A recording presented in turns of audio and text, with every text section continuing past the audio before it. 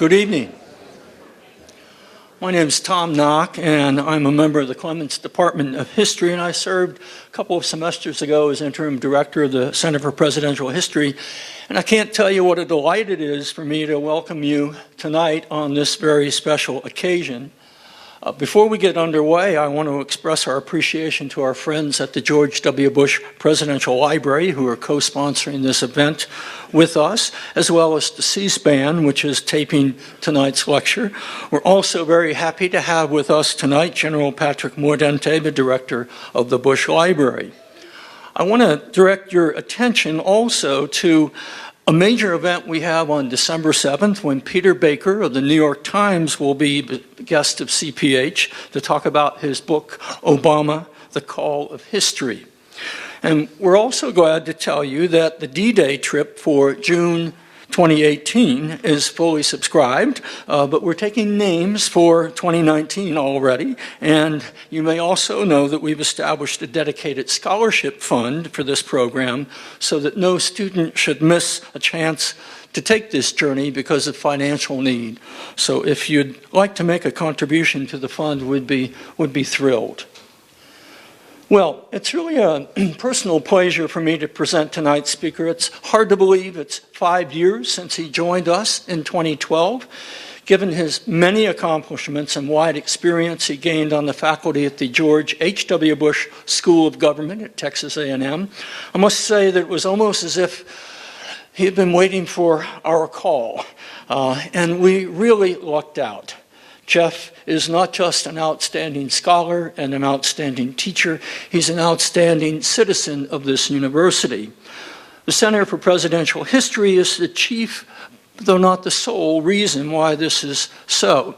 But the center was really entirely his idea, and among many other things, along with this enormously popular speaker series, which features the very best authors, in cooperation with the George W. Bush Library, he's organized extremely important oral history projects dealing with the 43rd President's administration. And he set in motion a highly competitive postdoctoral fellowship in presidential history here at SMU that draws applicants from all over the United States and has now become a highly coveted, nationally recognized award. Just a couple of other things very briefly you may not know about him. As an aspiring scholar, Jeff got his start as an undergraduate at Cornell, where he worked with Walter Lefebvre. Walter Lefebvre, in my opinion, is one of the 4 or 5 greatest diplomatic historians of the 20th century, and he was Jeff's initial mentor. Then it was off to the University of Wisconsin for his PhD, working with Tom McCormick, concentrating on the Cold War, and that was followed by a 2-year postdoc at Yale. His first book, published by Harvard in 2007, was The Cold War at 30,000 Feet, the Anglo-American Fight for Aviation Supremacy. It won the Paul Birdsall Prize from the American Historical Association. Jeff's first foray into Bush 41 studies occurred in 2008 when he edited the former president's private day-to-day account of his service as American representative to Beijing in 1974 and 75. The China Diary of George H.W. Bush, The Making of a Global President, opens a unique window onto this crucial period in U.S.-China relations, and Jeff won plaudits for his skillful annotations and for writing a splendid introduction to the volume. Meanwhile, at the George H.W. Library, he also directed a research team that reviewed and made available some 150,000 documents from that archive. And with another team at the Miller Center at UVA, he conducted oral history interviews with the top members of the administration. All of which has brought his endeavors thus far to a kind of grand culmination. That is Houghton Mifflin's publication of the first comprehensive diplomatic history of this highly significant presidency, a brilliantly researched, wonderfully well-written volume that is sure to become the definitive work on the subject and a major landmark in the historiography of the Cold War, not to mention a bestseller. When the World Seemed New, George H.W. Bush and the End of the Cold War. Please welcome our beloved colleague, Jeffrey Aaron Engel.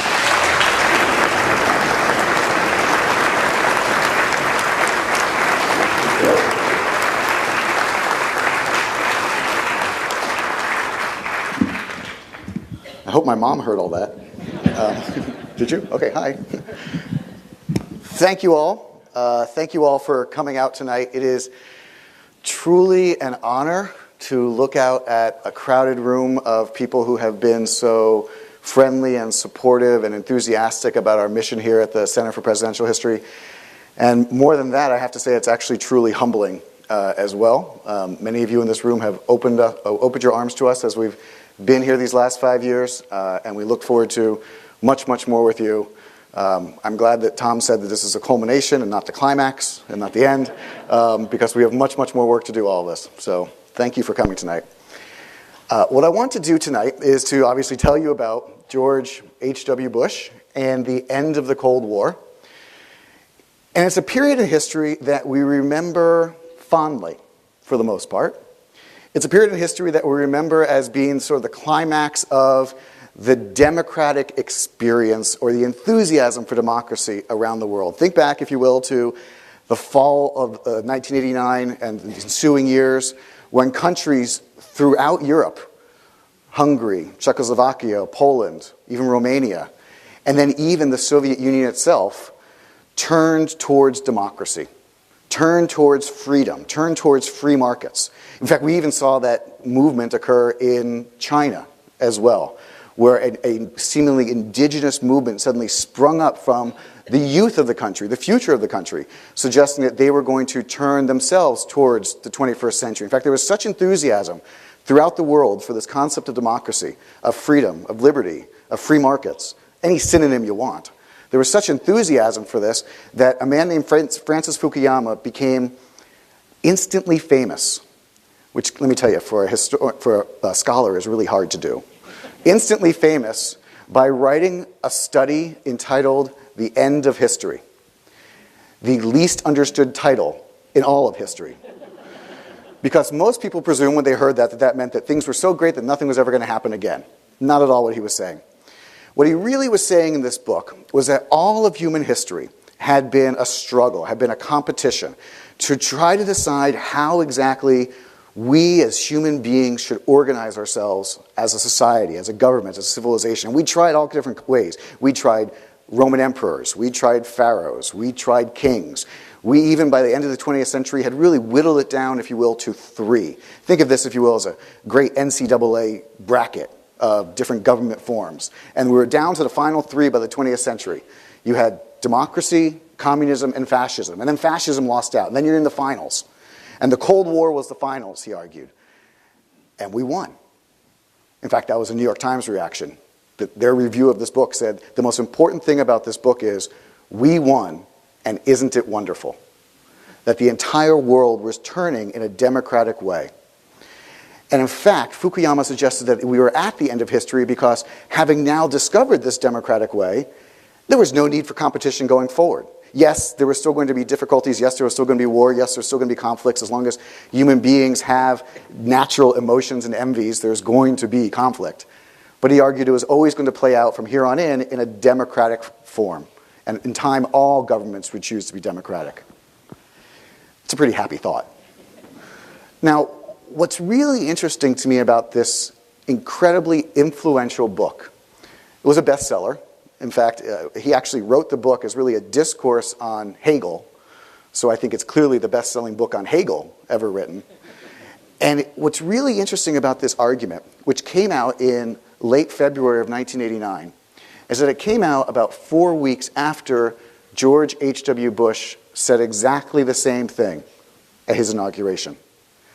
Now, he didn't have the catchy phrase, end of history, so that part's been largely forgotten. But if you look back at what George Bush was saying at that inauguration, he said, we know what works.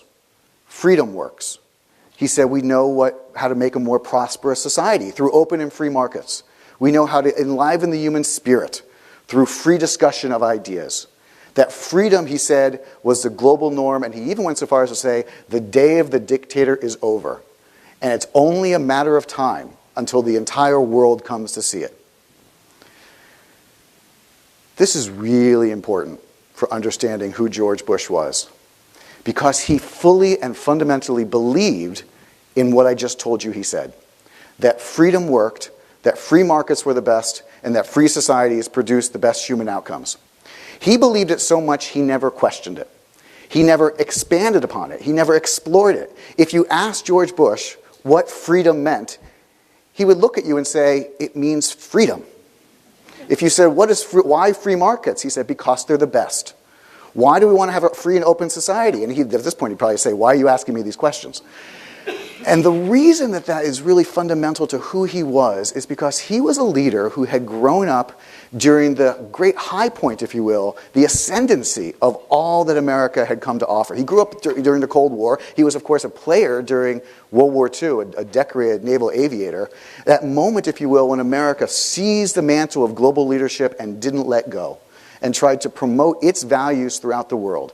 And the story of his life, in many ways, is the story of success. It's personally successful because he came from a remarkably successful family. He was, if you will, to the manor born. And he also was a person who went to the best schools, had the best breeding, if you will, the best training, and was successful throughout his entire life. In fact, he was successful at every stage along his life. He was, for example, after being a decorated war hero, he was a successful businessman out here in Texas in the oil fields. He then went on to become a party organizer for the Republican Party. Of course, his father had been a senator, so that seemed like a logical place to move into. He also had then been a congressman, and then he was United Nations ambassador for the United States, and then he was head of the Republican National Committee, and then he was de facto U.S. ambassador to China, and then he was director of the CIA, and then, oh, by the way, he spent 8 years as vice president. That's a pretty good resume and a pretty good trajectory, every step moving up the ladder. So from his perspective, America worked. And in fact, during those periods that Bush found America not working, let's say, for example, during Vietnam, when clearly something was awry in the country, his diagnosis was that there's not something wrong with the idea, there's only things wrong with the implementation. That is, as long as we hew back to our central core values, the values of freedom, the value of markets, the value of liberty, none further expanded upon than that notion, than that level, as long as we hew back to that, everything will turn out wonderfully. And Bush took over the presidency in 1989 at a moment, as I said, when it appeared to be that the entire world was turning in full agreement to him. Now, this is actually quite remarkable, because the idea that the entire world would turn democratic only a few years before would have largely gotten you laughed out of any academic or policy-making room. In 1985, let's jump back a few steps.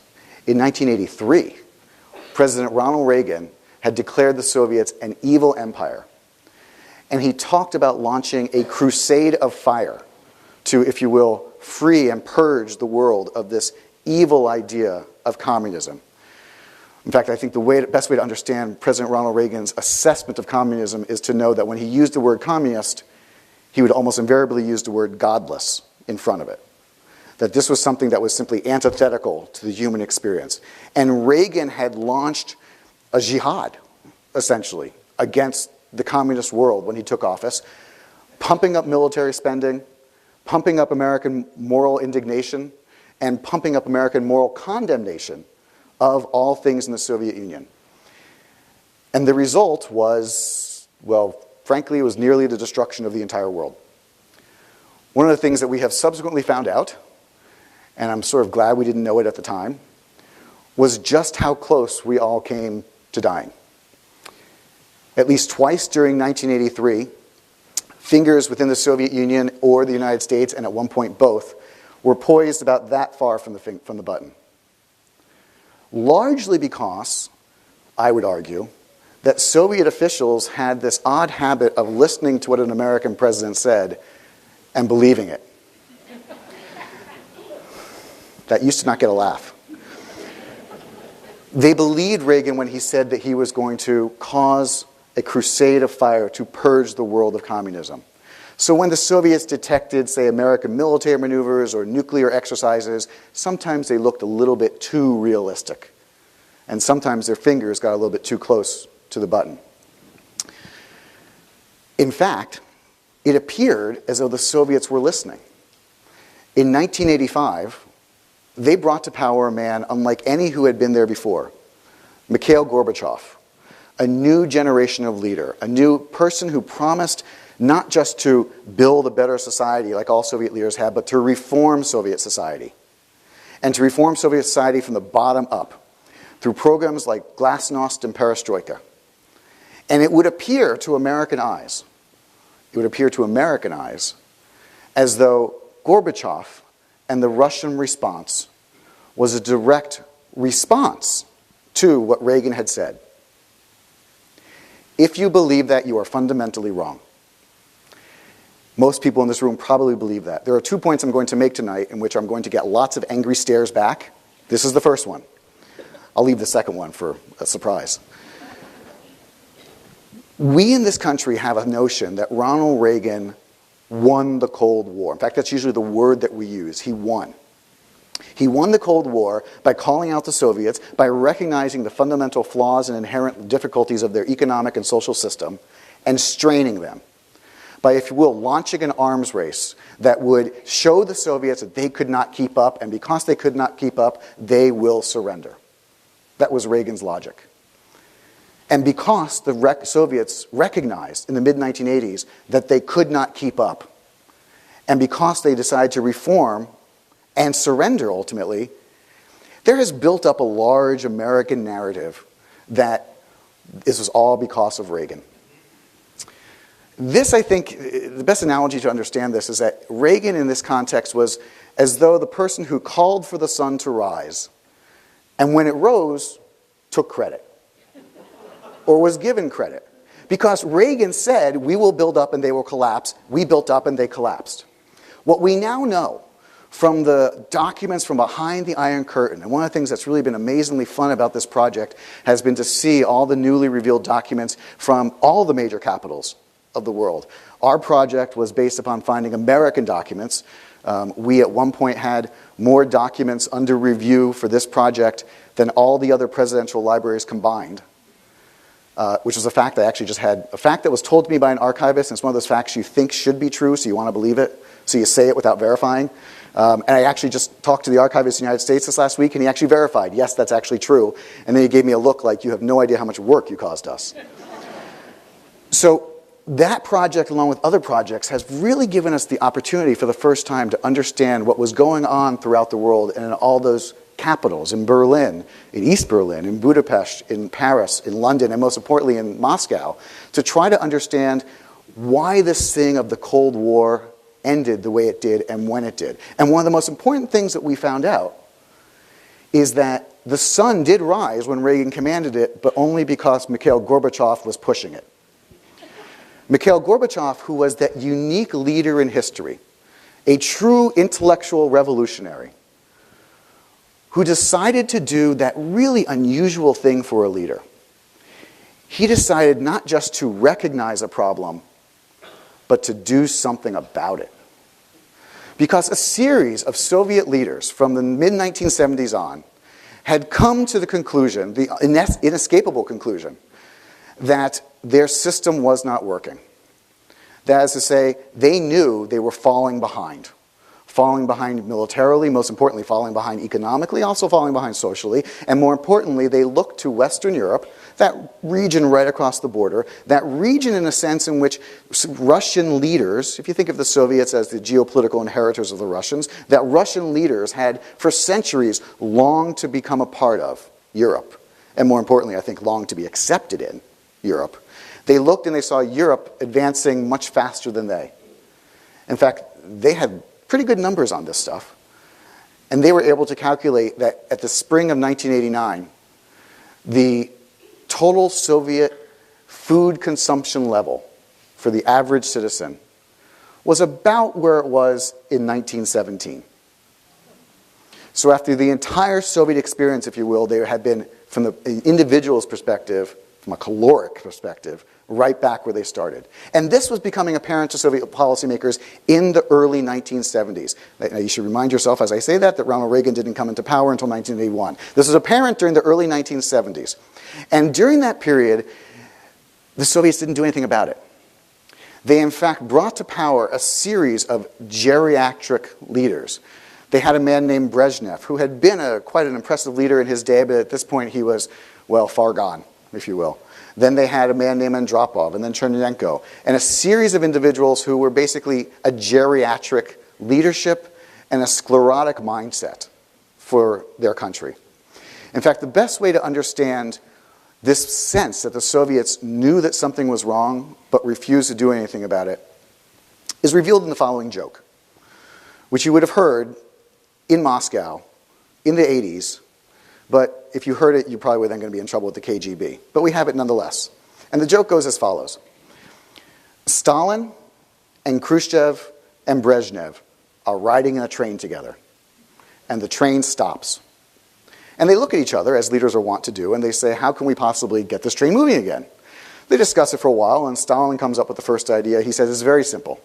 We gather all the peasants, we shoot half of them, and the other half will be really incentivized to move the train. And they discuss the various merits and downsides of this, and suddenly Khrushchev comes up and says, no, it's much easier than that. All we have to do is denounce the previous train driver, and then everything will be fine.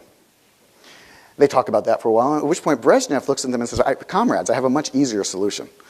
All we need to do is pull down the window shades, rock back and forth, and pretend that we're moving. And in a sense, this tells you everything you need to know about what the Soviets were doing during this period, until a man named Mikhail Gorbachev comes in 1985 and says that we are going to change the system. Change the system fundamentally by bringing in a new form of democracy, a new spirit of democracy, and also, importantly, a new spirit of openness. We are going to become, if you will, more Western. But, and this is the kicker, we are not going to lose our Soviet and communist identities. We know, everyone in this room, that the ultimate end of this story, I don't want to ruin the surprise for anybody, but the ultimate end of this story is that what Gorbachev sets in motion winds up leading to the outright demise of the Soviet Union. Let me assure you that was not his plan. The plan was to save the Soviet Union, to revitalize the Soviet Union the way I just mentioned, and then to do something else that was really quite critical. He began to talk about a common European home, which is to say, we know we can't keep up with the West, not because of what they're doing. Yeah, they might be bothering us a little bit with these buildups, but it doesn't change what we already knew before they started. And we're going to try to save military spending for better things that we can invest it in, like infrastructure or reindustrialization. And we're trying to lower tensions so we can justify decreasing military spending. But what we're really after is this common European home, in which, he said, we could finally remove the barriers that separate us east and west, the Iron Curtain, the Berlin Wall, and find a fusion of Soviet socialism and Western European democratic socialism, in which we will take care of the individual, but frankly be much more successful at it. And all we want to do is show how good and positively European we are, so that ultimately we will be asked to join Europe, which, by the way, is going through its own interesting and important fundamental change at this time, because at this very moment Europe is developing the final framework for the European Union. This idea that after World War II, European policymakers looked at their past history, that the last two generations, and recognized that twice in those 2 generations they had tried to commit societal suicide. And the expectation was they would not survive a 3rd time. And the reason for their continuing fascination, it seemed, with killing each other was because of nationalism. And it was because they weren't intertwined enough. They thought of themselves as too separate. So if we fuse our economies and fuse our industries and ultimately fuse our politics, we'll be able, the Europeans argued, to do something that's fundamentally more important, which is to fuse our very identities. We will cease to become German and French and British. We will be European. And when that glorious day happens, we will end the problem of war. And Mikhail Gorbachev said, yes, us too. That's exactly the mission that we want. Now here's where George Bush comes back in. Because the situation I just described to you, which we look back on now and know how it turned out, We know it turned out peacefully. We know about the democratic revolutions. We know Gorbachev ultimately led to the demise of the Soviet Union. And we know that everybody since has said Ronald Reagan is responsible. We understand all these stories. But the situation I just described to you is remarkably, perhaps unprecedentedly, dangerous. Because the collapse of the Soviet Union and of European communism is fundamentally, and at its heart, nothing less than the collapse of an empire. The Soviets had a political, ideological, and military system which ruled over other countries and imposed their will upon them. That's the fundamental definition of an empire, and it was a pretty big one at that, and it had global influence and global reach. Throughout history, I challenge you to find another case of a major international empire declining and then collapsing without an ensuing great power war. In fact, I challenge you, I know this one's true. You can't find another case where you can run that experiment with 20,000 nuclear weapons running around the mix. So as we think about everything that turned out well, for the most part, in our memories, I want you to think about how fundamentally and dangerous this moment was. This moment that we think of as exaltation, but this moment of Soviet transformation, transformation of identity, transformation of politics, transformation of their entire empire, a process which had never before in history successfully occurred without an ensuing collapse of the international system. That's what George Bush gets to inherit when he takes office. I know that everybody in this room is fully aware of my love for Ronald Reagan. Thank you for laughing, sir. Here's another Reagan idea. You might recall that Reagan's fundamental strategy for winning the Cold War was we win, they lose. This, by the way, is our Texas Senator Ted Cruz's favorite strategy for anything he likes to pull out. I like to point out to my students that's called an aspiration, not a strategy. Strategy requires some form of implementation. And in Reagan's case, this is, I think, a really interesting question to ask ourselves about Ronald Reagan. After they lost, what happens next? Reagan was very good about saying we're going to consign the Soviets to the ash heap of history, but he never asked himself what would actually the ash heap look like. George Bush gets the ashes before they happen. He comes to power in 1989 at a moment when most American security analysts and policymakers had come to the conclusion that Ronald Reagan had gone too far. In fact, it's quite fascinating to go back and look at the Republican presidential primaries in 1988 and see, and it's 87 into 88, and see just how far every single person on the stage is trying to distance themselves from Reagan's legacy. Because they thought Reagan had been too trusting. Reagan had looked at Gorbachev, looked him in the eye, if you will, and believed that he was actually meeting the reforms he wanted. And Reagan, who had actually himself become quite frightened at the way that the Cold War had almost turned hot in 1983, Reagan decides that he's going to reach out his hand, and Gorbachev reaches it out too. And they both begin this incredible revolutionary and quite important dance of opening up the possibility of change. And then, because he's constitutionally limited, Reagan retired. Can't blame him for that one. Leaving in January of '89, George Bush to take over. At this moment, therefore, we have fundamental enthusiasm for democracy around the world, breaking out all over. And yet his policymakers are telling him, we are fundamentally scared because we have not seen tectonic changes like this in the international system since the 1930s. And we all know what happened next. How do we keep from going down that road again? In fact, they put in Bush's mind something that I think was already there, but they really crystallized it in January, that the real fear from Gorbachev, well, there's actually three fears about Gorbachev. The first is that he might succeed. He might actually revitalize the Soviet Union and therefore be able to renew a Cold War, presuming that Soviet and the Kremlin geopolitical aspirations had not changed. The second great fear is that there might be a coup launched against him because he was so radically revolutionizing the society that we would expect communist stalwarts, troglodytes if you will, either in his country or throughout the Soviet empire, people who had power and didn't want to lose it, we would expect them to rebel against somebody trying to take away their power. In fact, George Bush gets a memo on his desk in his first week in office which says the following: "We expect any moment now there is going to be a counter-revolutionary coup against Gorbachev." Bush essentially receives this same memo every week for the next 2.5 years until ultimately becomes true, which is significant because that helps us understand his mindset as he's approaching the world, knowing that if he does something wrong or does too much, that everything that they've seemed to be moving forward to might actually come crashing down because they had moved too fast, if you will.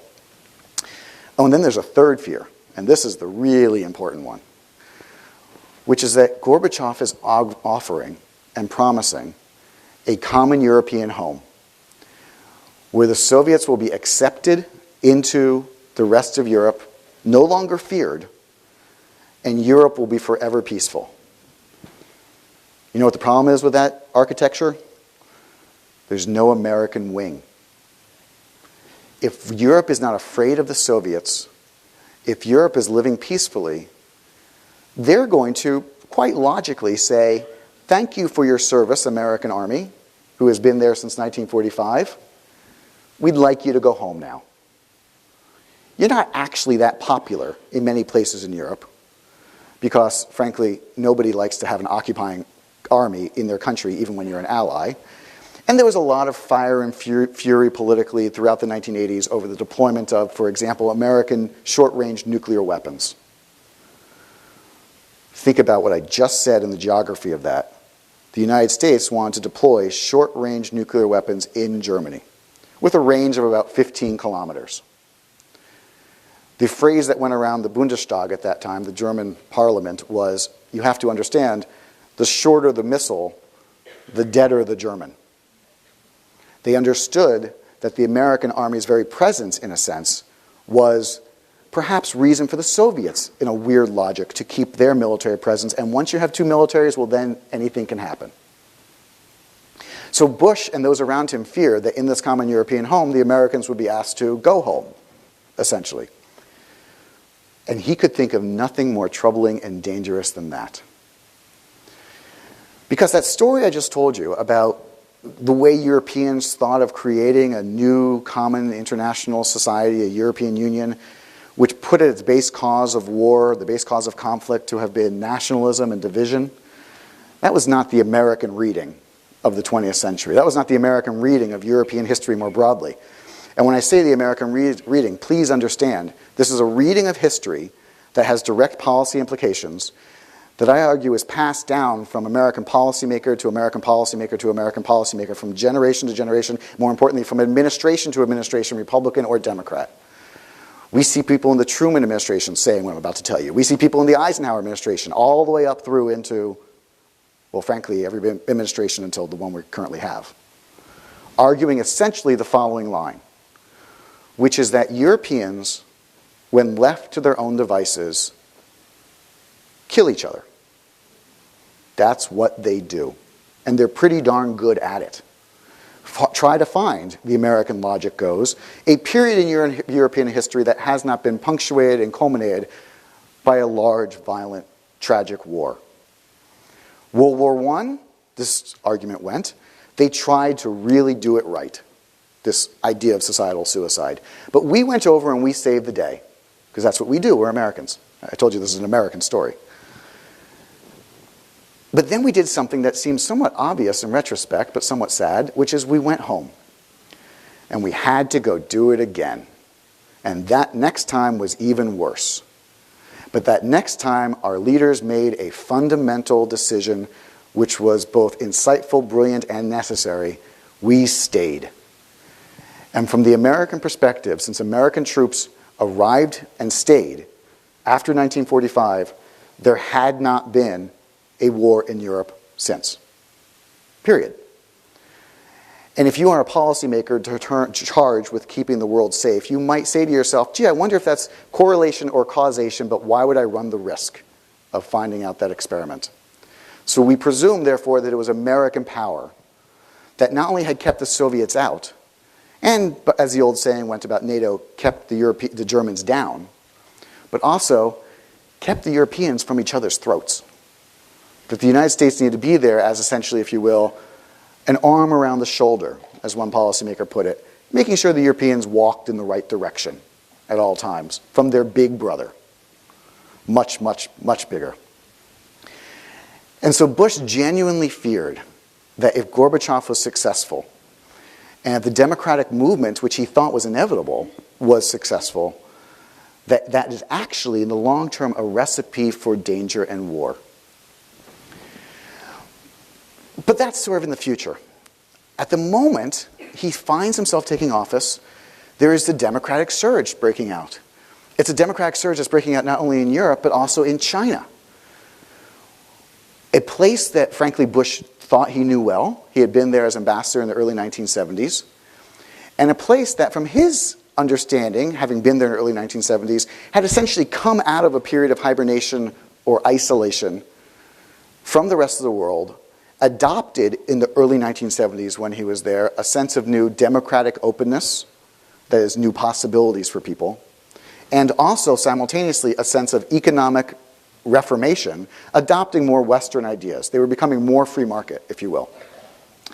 And Bush looked at the logic and said, in 1974 I was there and things were not so great, but they began to adopt types of democratic institutions, free markets, and by the time I reach office in 1989, in my first few weeks in office, I begin to see the stirrings of a genuine indigenous democratic movement within China, a student-led movement calling for freedom, calling for peace, calling for democracy, calling for liberty. And I'm holding my hands up like this for a reason, because we know that the students were calling for those things because they were holding signs saying freedom, democracy, markets, in English, because they were playing to the global crowd. That is to say, we're at the dawn of a new age here, by the way, people. We're at the dawn of the CNN age. Those students were savvy enough to know that if they had signs in English, people around the world would be able to read it, and that might help their cause in some way. By the way, this is the second moment where you're going to get upset. Those students who were calling for freedom and democracy, yes, they were calling for freedom and democracy, but they were not calling for freedom and democracy the way Americans typically understood or understand freedom and democracy. It's certainly not the way George Bush understood freedom and democracy. When Bush and those around him, James Baker, Brent Scowcroft, Robert Gates, policymakers of legendary status in American policymaking circles, when they saw those signs, they presumed that they all wanted to become American. Screwed that up. They all wanted to become American. Nobody wants to be European, really. Because we are the embodiment, as I told you, Bush said. We know what works. Everyone who claims that we want freedom must want it like us.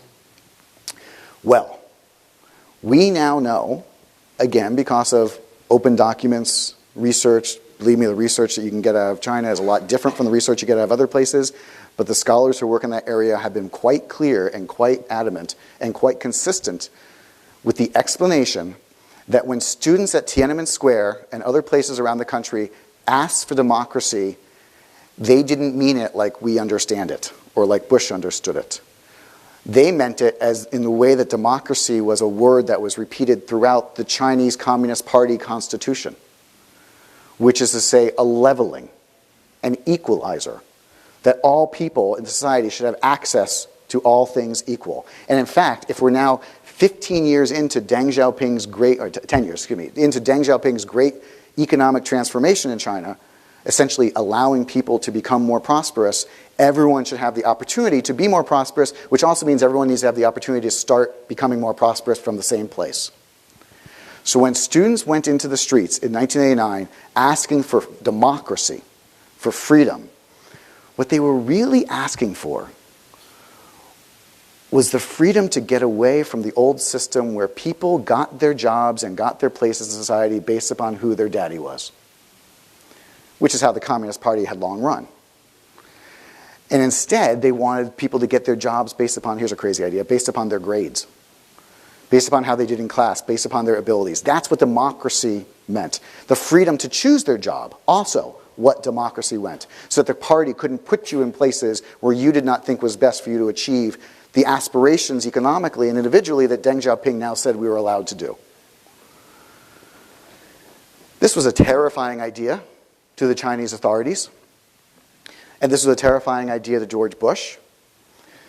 Not that he was against the students being democratic, because he interpreted them as trying to become more American, but George Bush was terrified at the prospect of how much he knew Deng Xiaoping was terrified.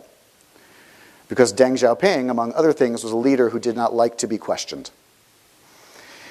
And the book goes through the story of the student uprisings at Tiananmen Square in order to make a fundamental point, which is that we oftentimes remember Tiananmen Square very narrowly, in a sense. We think of students arriving to protest and tanks arriving to do them in. Turns out this is about a 3-month process. The tanks were actually the 5th different military attempt to take the city. Each time they tried to take the city, they upped their level of force. And each time they tried to take the city, the students, who did not like being told that they were wrong or criminals, but rather thought of themselves as the great patriots of the communist world, they were going to save the communist society in China from corruption, they began to recognize that they were in a death spiral in many ways, quite literally, with their regime. And the end result, as you know, was blood in the streets, which George Bush had feared. And he feared it so much that he acted as president in a way that he tried to influence, or more accurately not influence, the actions at Tiananmen. Most specifically by adopting something that I call Hippocratic diplomacy, which is when you're faced with a crisis, when you're faced with an international system that seems to be in flux, and a dangerous system at that, first do no harm. That is to say, again, he recognized that the words of an American president reverberate and echo throughout the world. So therefore, when people are calling for democracy and staring down tanks, you have to be very careful, he argued, about how you choose to encourage them. Because you want to, yes, give encouragement. We are in favor of democracy and freedom, especially if we think everybody's doing it like us. But you don't want to go down, shall we say, the 1956 path, which Bush talks about frequently in his diary, which is a path of Budapest and Hungary during a period previously of great democratic enthusiasm behind the Iron Curtain, where people protested and said we're going to have a new day and a new revolution and a new government up until the moment the tanks rolled them over. But that was really not the important part for Bush. The important part was that those people who were rolled over by those tanks believed that they were about to receive American support, because they heard Dwight Eisenhower say, "We will support you." Now, Eisenhower, it is very clear, did not mean anything other than with our, shall we say, thoughts and prayers. But instead, they thought he was going to send supplies, maybe guns, maybe money, maybe even troops. Eisenhower, by the way, never for one instance thought this was a plausible idea. He was actually quite shocked that anyone could be that fundamentally mistaken in what a strategic leader would do, as to perhaps put American troops 400, 500 miles behind the lines of a nuclear enemy in the midst of a crisis. But Bush knew this history. Bush actually had grown up playing golf with Eisenhower. His dad was one of Eisenhower's favorite golfing buddies, largely because he was perhaps the only person that would not let Eisenhower win or cheat. And he understood that when people were in the streets, he had a fundamental responsibility to make sure that he did not do anything to excite violence, to incite violence, if you will. And yet he saw violence occur at Tiananmen, giving him a fundamental problem, which is that he knew his words could reverberate, but also a fundamental problem of what to do in response. And here he falls back, if you will, on first principles, which is to say he still believed in free markets. He still believed in freedom. He still believed that the inexhaustible spirit of those students for freedom, which had been generated by engagement with the West, would continue to move on so long as we continued to allow them to engage the West. So when others around the country and around the world called for Bush to isolate China, to cut off trade with China, to remove trade relations with China, to remove diplomatic relations with China, Bush, even though he was pilloried in the polls for doing so, argued instead that we should try to re-engage. Yes, of course we're going to condemn. But if what really got the Chinese on this democratic path was exposure to the democratic virus, we want them to have more exposure, not less. So therefore he makes phone calls, he writes letters, all behind the scenes. He sends envoys to the Chinese with the following message: we condemn everything you did, but we're going to have to start talking at some point. So let's start talking now. His poll numbers plummet. Nobody knew that he had done this. It was all behind the scenes. But he faced the same fundamental problem then, months later in Europe, when similar crowds began to protest throughout East Germany, throughout throughout Hungary, throughout the entire Eastern Bloc. In fact, those crowds began marching and celebrating and singing the idea of freedom. Again, a freedom that is expressed in English so that the CNN cameras can understand it. And they began marching right up to the police, basically taunting them and daring them to do something. During a period where there is a mass daily exodus of people trying to flee and escape East Germany, the crowds in October of 1989 actually changed what they were yelling. They began to yell, "We are the people, and we have power. We are the people, and we have power." And then they changed, and this is the part that was really scary for the people in charge, those communist troglodytes. They began to chant, "We are the people, and we are staying," which means you are going, those in charge. We are going to be in charge now.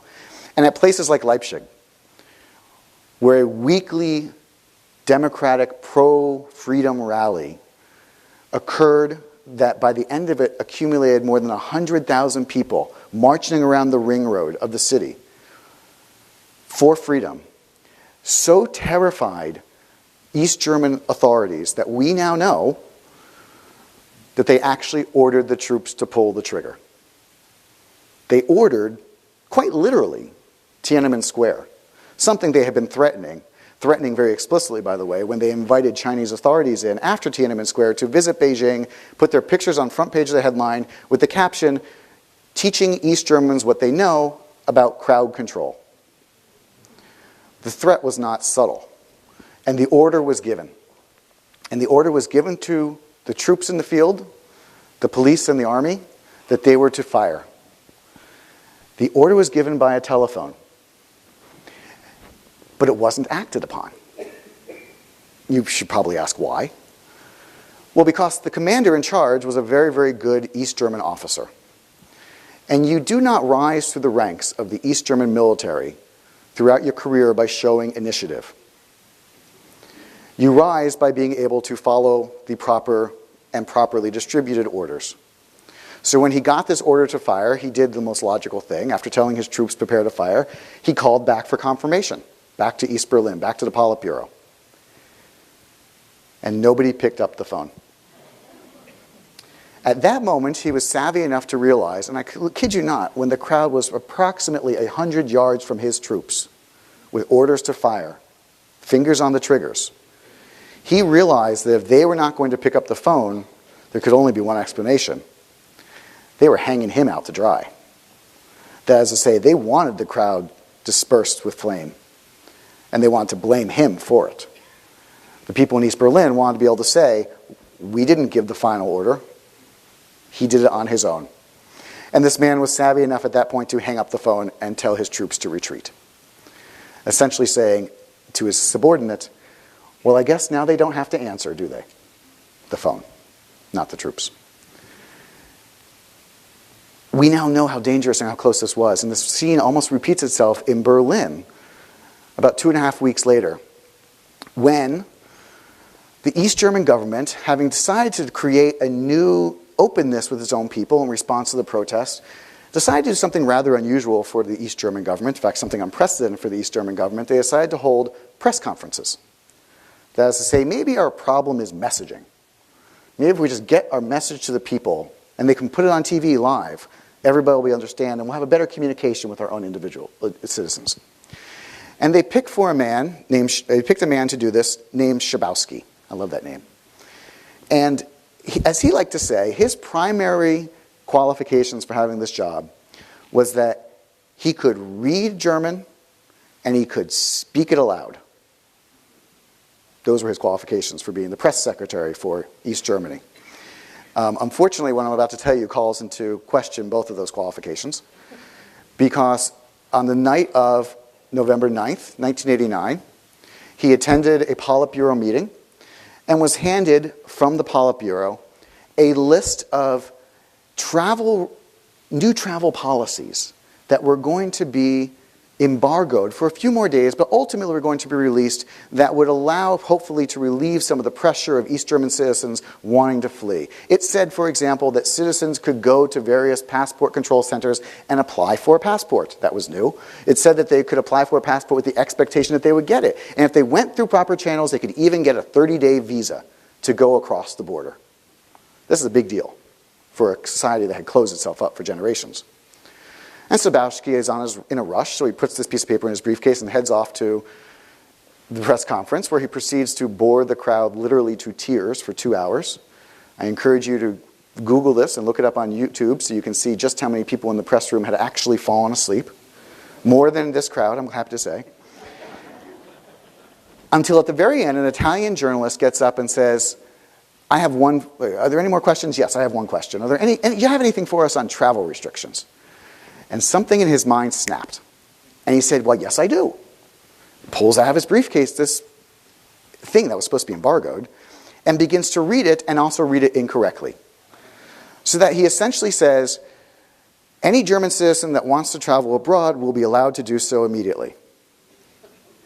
And he looks up. And if you ever want to see what true terror looks like on a face, again, look at that YouTube video and see the look on this man's face when he thought he was announcing nothing and the entire room exploded. And it became very clear that he had said something he shouldn't, which then led to the only wise response of the entire evening, which is when he said, okay, press conference over. But people had been watching, and people came to the Berlin Wall and said, we have been told that there is new travel restrictions allowing us to leave. Let us out. The commanders there, as you can imagine, quite rightly said, we have received no such orders. There were no such orders. The crowd became larger. The crowd got more agitated. The troops became agitated. The troops called in reinforcements. These two sides began to build tempers between them. Until finally, the commander in charge, a man named Harold Jaeger, a colonel in the border guards, does what any good East German officer would do. He calls for advice. And he's told by the person at the other end of the phone, you have no orders that are new. You're either blind or a coward. You know what to do. By the way, this is a man who had done what he had to do before. He had the spangled banners on his chest of a person who had participated in a firing on a person who had left East Germany without permission. Now, there's an interesting aspect of Harold Jaeger, which is that he was scheduled to go to the doctor the next day. He was scheduled to go to the doctor to receive the results of cancer tests, which his doctors had prepped him to anticipate were going to suggest the worst. He therefore, at that moment, I like to think, said to himself, I'm about to meet my maker, and you know what, a lot faster than I ever wanted.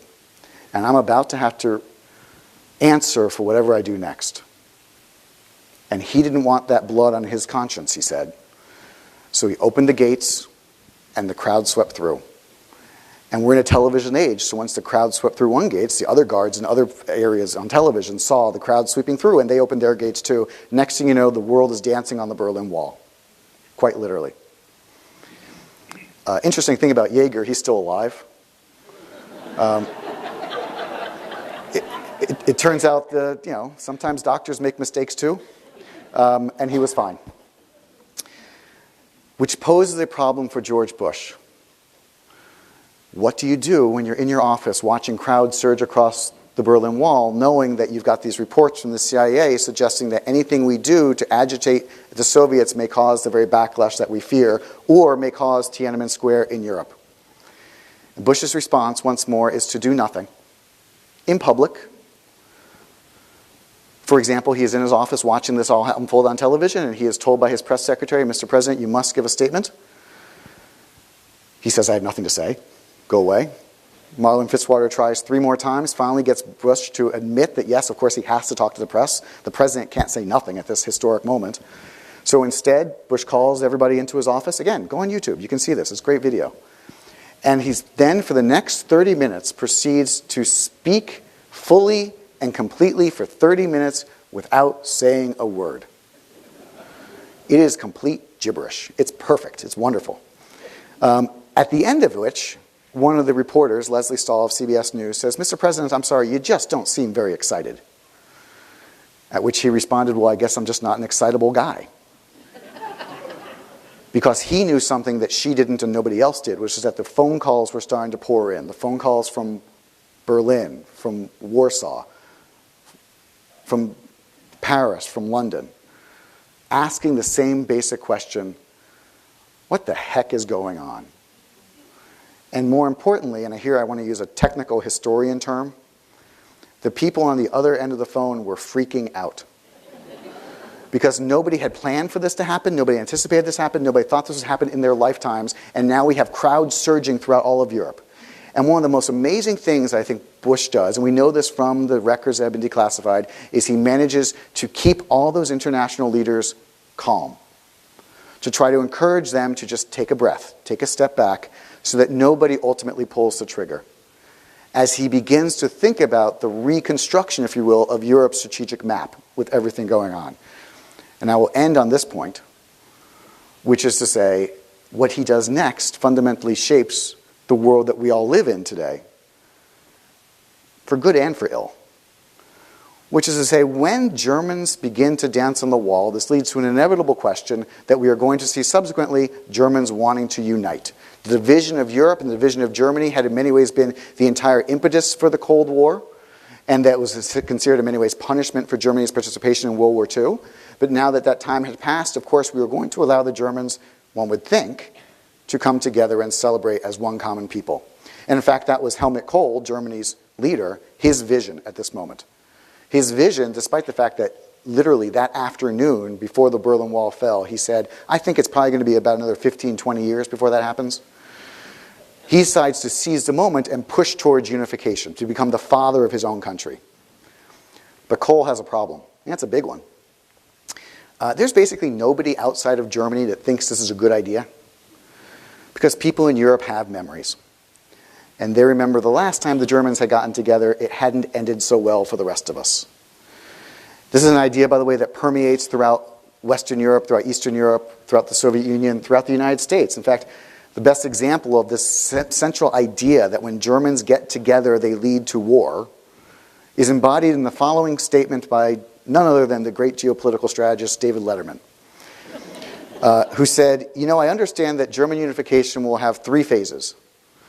The first, economic unification. The second, political unification. The third, France surrenders.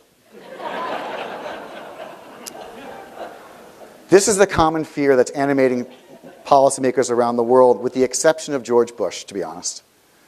This is, I think, his singular achievement in office and his greatest legacy, because Bush essentially cuts a deal with Kohl. Now, Bush didn't necessarily believe in that idea that Germans were bound to be militaristic, but more importantly, he didn't care. He had a bigger fish to fry, which is to say, he recognized at that moment that Kohl needed help, and that Kohl, therefore, was pliable in some important ways. Because Bush said to him, I am the most powerful man in the world. I have levers of power over the other countries in the 4-power treaty that have legal responsibility for Germany, Britain, France, and the Soviet Union. I can get each of them to say yes if I need to. But you got to do something for me. And that something, you can probably already predict, is you have to make sure a unified Germany remains in NATO. Because without Germany, NATO can't survive. It's the biggest manpower supplier, the second biggest monetary supplier. It's where all the good bases are. And without NATO, why are we in Europe? And remember, first principles, the Europeans can't take care of themselves. So no matter what happens in this future, Bush is determined to ensure that we have an American presence. And Kohl accepts this deal. In fact, the British accept this deal. The French accept this deal. Everybody accepts this deal except for the Soviets. And they too were finally negotiated into accepting this deal, but in a way that has lasting consequences for today. Which is to say, Mikhail Gorbachev, who, remember him, he had come up with this idea that we were going to demilitarize, we were going to normalize our relations, and we were going to be accepted by the West, agreed ultimately that he would allow the Germans to unify. He had both legal authority to say no from treaties never fully implemented after World War II, the peace treaty after World War II, and secondly, he had 300,000 troops and nuclear weapons on East German soil. He had some pretty good leverage to say no. He said, I will say yes, provided that you accept us into the West, and so long as NATO does not expand to the East. To which American policymakers in February of 1990, James Baker and Robert Gates specifically, and again, these are because of new documentation, we have verifiable proof of this, American policymakers said, we'll make that deal. Here, shake on it. We will not move, Baker said, NATO 1 inch to the east. At which point, negotiations continue, but there's a basic fundamental agreement on this point. Now, here's the kicker. We all know NATO has since moved more than 1 inch to the east. In fact, one would argue it's all the way up to the Russian geopolitical border at this point. And in fact, if you want to see the source of Russian anger, antagonism, and frustration with the post-Cold War period, and particularly with the United States, it stems back, particularly in Vladimir Putin's idea, it stems back to this original sin of America breaking its promise to Gorbachev, of not accepting us, of not lowering the barriers, but instead pushing them all the way up to our border. You've got to be really careful with this one, because this is at the heart of all Russian-American antagonism today. This is why they hacked your election, because of this anger over this idea. But here's the problem. Remember, James Baker said, shake on it? They never did anything more than shake on it. Baker was a lawyer. And Baker knew if you didn't write it down, it didn't exist. And the situation began to change, and it became clear that they were going to have less leverage, the Soviets, than they had before. Their economy was declining, there was chaos in their own political system, and it became very clear that, well, we could get Eastern Germany into NATO. That makes a lot of sense. That seems logical. It's a unified country. And we're going to hold open the door for everybody to expand in the future, perhaps through NATO, to expand so that everybody can come, this common European home. We don't mind that idea as long as it has NATO, which allows us to be there too. The treaty was never written down. It was never codified, which meant the Bush administration was never held to it legally, but more importantly, subsequent administrations were never held to it in any way, shape, or form. And as we know, subsequent administrations, the Clinton administration, the George W. Bush administration, did both push and eagerly accept NATO expansion. The one thing the Soviets had been told they would not have to suffer through. The one thing that they were told was going to be a symbol of their not being excluded from Europe as they had been in the past. In fact, at one critical moment in February of 1990, Mikhail Gorbachev says to James Baker, well, maybe we'd like to join NATO too. Now just stop and think about that. 3 months before, we're still in the height of the Cold War. Maybe we want to join NATO too. And Baker has an interesting response. He doesn't really give one. But he also doesn't say no. Because the idea of a Western democratic movement someday consuming the whole world, and maybe even the Russians too, that doesn't seem too unreasonable 50 years from now, 75 years from now, maybe. So let's not foreclose the option. Let's keep it going. So ultimately, George Bush, by having a fundamental vision for what he wanted the world to look like in a post-Cold War world, I argue, managed to keep those chaotic moments from slipping into actual violence and chaos. He recognized that he did not actually have the power to keep troops from firing on civilians across the seas, but he knew he had a lot of power to make sure their leaders didn't order it, which he exercised. And he also wanted to ensure that the United States maintained its primary position in the world at the end of the Cold War. And in fact, I think you could argue that the entire strategic vision for Europe and the entire strategic vision for the entire post-Cold War world was Bush's. That is to say, a place, as we see laid out in subsequent chapters, next lecture, in the Gulf War, when Bush decides to put his entire effort behind making sure that the post-Cold War world does not include sanction for aggression. That is to say, you will respect sovereignty and you will respect the United Nations mandates. Ultimately, Bush calls this his New World Order, which didn't give him any plus in the polls at all, because it just didn't sound new. Because I got to tell you, it wasn't. And this is actually the last point and really the essence of Bush, that man who had never questioned ideas, never questioned fundamentals, never questioned the brilliance of American leadership and the values that American espoused. His New World Order was simply nothing more than Franklin Roosevelt's, which is to say, cooperative security, founded at the United Nations, a respect for sovereignty, a respect for free trade, a place where markets could expand and democracies could expand and countries could choose their own way of living. Inevitably, they will always choose democratic in the end. That was Roosevelt's vision, and that was the vision for the war that Bush had fought in as a youth. And to his mind, that was the vision that was stolen from the world when the Cold War began. We could have implemented it in 1945. The Cold War got in the way. We've removed that barrier. Let's go back to original purposes. Bush's vision was the vision of 1945. The New World Order was the order of 1945, but finally with the chance to implement it for one important reason, which is that largely because of cool-headed Hippocratic diplomacy, we all survived an empire collapsing, which shouldn't have been the case. Thank you all.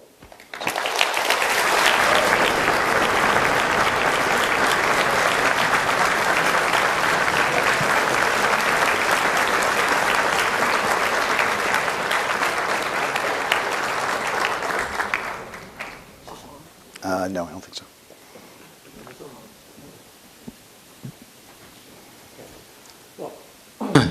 Jeff, congratulations. That was a brilliant presentation. Thank you.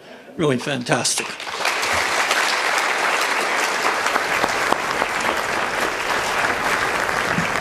We have about, about 15 minutes or so for questions and answers. We have, rather than a roving microphone, we have two set up here. So if you would come forward and present a question or want to make a remark, Jeff will respond to it. Let me remind you also, we have a table set up out in the lobby area, and when we're finished with this part of the program, Jeff will be delighted to sign as many copies as you might be buying for Christmas presents, what have you, of when the world seemed new. So I'll turn it over to you, Jeff. Thank you, Tom. Yeah, sure. Hi, Sandy.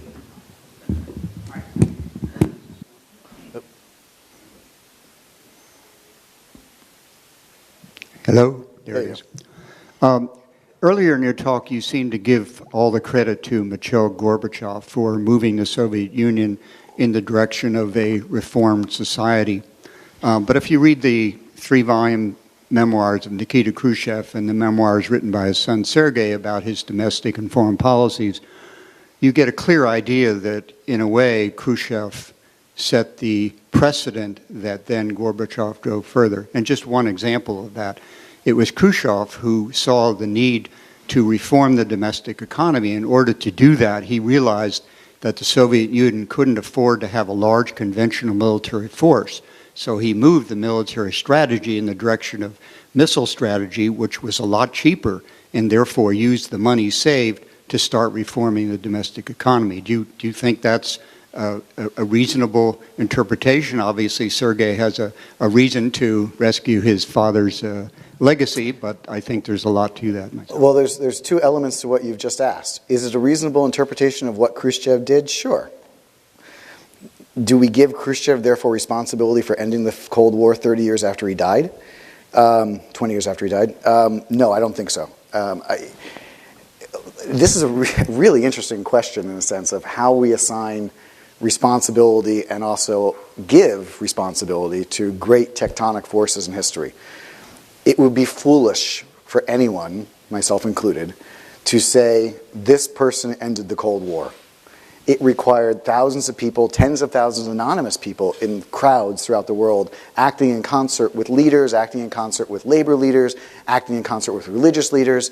You know, if you want to make your Hall of Fame, if you will, of Cold War enders, you would have to include the Pope, for his work in Poland, calling out communism there, you'd have to include, of course, Gorbachev. You'd have to include Reagan. You'd have to include Bush. You'd have to include a lot of people. My contention is that Gorbachev ekes out all the others in the end for doing more than anybody else. But please don't mistake when I say Gorbachev ended the Cold War. That's not what I'm saying. Gorbachev began a process, implemented a process, which others like Khrushchev had recognized needed to be done, implemented a process, if you will, he pushed the snowball down the hill, which became an avalanche.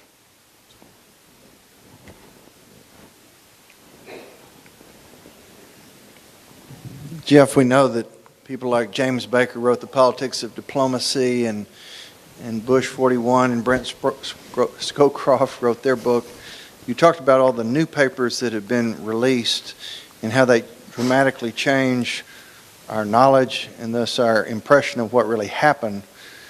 I'm curious about your thoughts on the memoirs of our leading statesmen involved in the foreign policy, and whether it's your perception now that those memoirs are in fact substantially inaccurate because they did not reflect all of this new information that's just come to light. That's a good question. There's a lot of information, of course, that the memoirs are not able to reveal because it's still classified, though I will tell you one of the things that as a person who spends a lot of time thinking about how broken our national declassification system is and thinking about our national fetish with secrecy. In fact, we saw a great example of this with the recent JFK documents that were released. I don't know if you caught this. The most important thing that was released in the JFK documents was not who did it. We already knew that. Well, the most important thing was confirmation that the CIA was holding back documents because they didn't want them revealed because they were embarrassing, and they used the phrase sources and methods to say you cannot have these. That's the phrase that no one's allowed to assail. You can't look at these documents if we say you can't because it's too dangerous. And we now know, because of the JFK documents, that that's actually being used for political reasons and not for national security reasons. So there's a lot of things that they can't say in the memoirs. And it really bothers me when they begin to quote from documents that are still classified that subsequently we can't use. As Baker and as Bush and Scowcroft and Haas and all the other memoirists do, because they have more access than I do when they initially write. So as a first scratch of history, if you will, it's great. What we learn from the new documents is a lot more nuance and a lot more substance. And frankly, we also learn, and you know, don't tell them I said this, but we also learn that people shockingly write memoirs to make themselves look good. So, you know, in Baker's contention, as one example, one critical example, James Baker, were he here tonight, would be very upset because he would say, I did not give a promise. I could show him the document that said I did not give a promise, and he would say, well, that's not what I meant. I could show him the other documents where he said, I'm going to give you a promise, and he could say, well, there really wasn't really a promise because it was never written down. So in his memoirs, there's no discussion of a promise. So we can leave out in memoirs things that we decide aren't exactly the way we want to describe them, as much as we can put in things that will give us a sense of the way we wish things had been. I will say one other thing about memoirs that's really critical, and it's the same for oral history in general.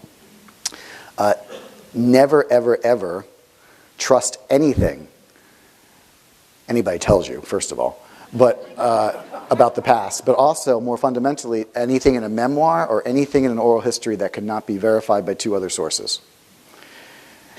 But always trust the interpretation, which is to say the memoir is really great for allowing people the opportunity to say, you know, I've been thinking about this for a while, and here's what really matters. That's really good stuff. If they tell you what they have for lunch on Tuesday, don't believe that. But if they tell you, I've really been thinking and lunch is great, that one you can take to the bank. Professor, I was wondering if our presidents missed a number of opportunities to hasten the demise, if not the complete destruction of the Soviet Union and Soviet Empire after the Second War. For instance, I'm thinking of Berlin and the riots in 1953, where we stood by and did nothing. 56 in Budapest and Hungary. I'm thinking how we just disastrously made a mistake and misread the Fidel Castro phenomenon. And then, of course, Bay of Pigs 2 years later.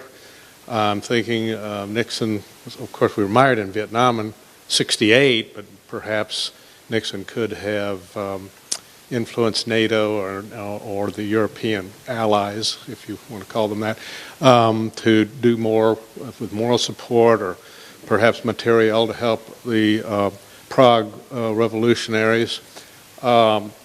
I can't think of any more past '68, but I'm wondering if there was a lot of opportunities missed, or the presidents were just otherwise occupied or fearful of War III, or what? Let me put the question back on you, which is, say, what would you like them to have done? But before you answer, I want you to know, what would you like them to have done, semicolon, that wouldn't have led to an immediate nuclear war? All right. No troops. Okay. But I think we could have had better covert support, which I don't think we gave any. Of course, the Bay of Pigs, we could have stopped. We could have gone right in there, and probably won with more air support, more air cover, perhaps better trained troops. I don't know. Yeah, I think your argument works best for Cuba, because Cuba is well outside the security sphere for the Soviets, and certainly by the Bay of Pigs period is before they put in nuclear weapons. One of the things that we now know about that period that I think is really important to remember is how lucky we were that Kennedy decided not to use force, despite the advice from all his advisors, because his advisors were largely telling him, I'm sorry, I'm jumping ahead, but into the Cuban Missile Crisis. His advisors were largely telling him at the Cuban Missile Crisis, you should use force now before the Soviets have time to put tactical nuclear weapons in. We now know, not only had they already put tactical nuclear weapons in, they had given command and control down to the tactical level in the midst of a conflict, which is to say, the moment that American Marines start coming on shore, it's not Khrushchev or Castro who gets to make the decision on whether to launch a nuclear strike. It's actually the colonel whose troops are being killed. So my point is that in all of those situations, our presidents followed prudent policies, I think, that tried to make sure that, if nothing else, we didn't instigate something worse.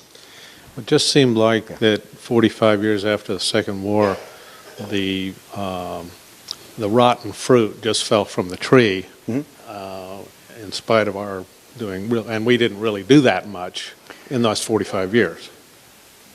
Yes, to which I think each of those presidents would respond, and I didn't have to console a whole bunch of widows for those 45 years.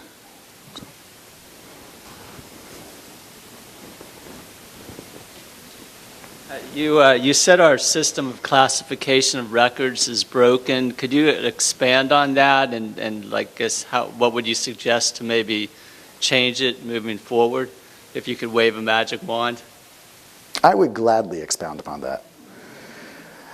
Every other civilized country in the world, including all of our allies, essentially takes the following approach to declassification, which is to say, after a certain period of time, typically 25 or 30 years, things will be declassified, period. Unless the government can come up with a really good reason to show why it shouldn't be. Because, listen, I believe things should be secret. Don't get me wrong. I'm no WikiLeaks person. There are things that need to be held tightly and things that should not be revealed for political, strategic, personal, lively reasons. But the government should have to show why, whether to a judge or to an accredited panel of some kind. In our country, we do things exactly the opposite, which is to say, after 25 years, if you can identify that a document exists, you may ask permission for them to begin thinking about giving it to you. And as I've already demonstrated from our JFK experience from a moment ago in the JFK files, I have zero confidence that and I say this with full love and admiration for my friends in the National Archives, I have zero confidence that when the documents leave their hands in the archives and go back to the authorities who created the documents, to put that in standard English, if you have a document which has a meeting with the Defense Department and the CIA representative and somebody from Commerce Department, from 1956 and you want it, you have to get 2017 Commerce Department and Defense Department and CIA to all agree it should be let out. I have zero confidence that they are applying logical, consistent rules to what they choose to declassify. First, because there's no upside to letting something go. Nobody ever gets fired for saying you can't have a document. You only get fired for letting the wrong one go. And secondly, because they have no interest in revealing things, as we've seen, that are fundamentally embarrassing. So consequently, I would urge with my magic wand that we adopt the system that all other civilized countries basically use, which I would also point out is a heck of a lot cheaper. So it's a win-win as far as I'm concerned. But as I said more fundamentally, our country has a national fetish with secret information and secret documents. And I think in large part that's because of our revulsion at the exposure of our entire lives and the information of our lives in this new media age where we can find out everything about you, and you just by paying enough money to Google. We are so worried about keeping something secret that we just hope the government can keep secrets. Even though those are the secrets as a society that our civil society actually needs out. Okay, so my question is really theoretical history. So let's say the Soviet Union became a NATO partner. How do you think the Chinese would have responded? Oh man, I got to play out like 17 counterfactuals to get to that point. I'm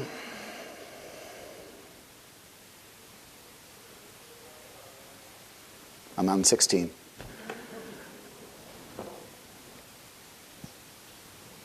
If the Russians had become a NATO partner, or at least continued on the Partnership for Peace project that began as a stepping stone, if you will, to full NATO inclusion at the end of the Cold War, that is to say, let's at least get these people talking together, the Russians and the Americans and the British and the French and the Czechoslovakians, before we join NATO, let's get them talking.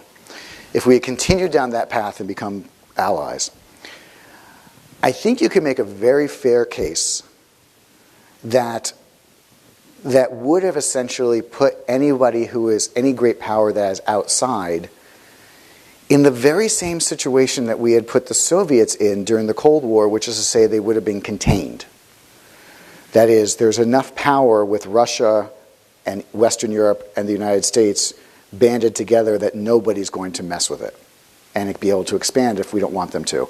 So other countries would either have to be non-belligerent or come to heel. It's almost as though you could suggest that the way to counter a large, growing, great power that has belligerent aspirations would be to create an economic and social, governmental, and ultimately military system of alliances that would allow you to leverage the power of numerous allies to your advantage. Were I to do that in the Pacific today, I might call that the Trans-Pacific Partnership, which, of course, as you know, is no more, and nobody is happier about that than the Chinese. So, I thank you all for your time. Appreciate it.